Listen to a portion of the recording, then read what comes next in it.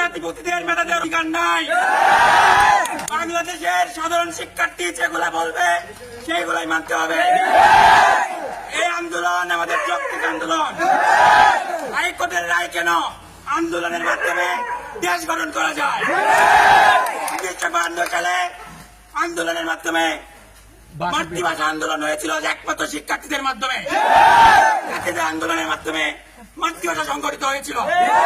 শিক্ষার্থীরা চাইলে যা চায় তাই হবে।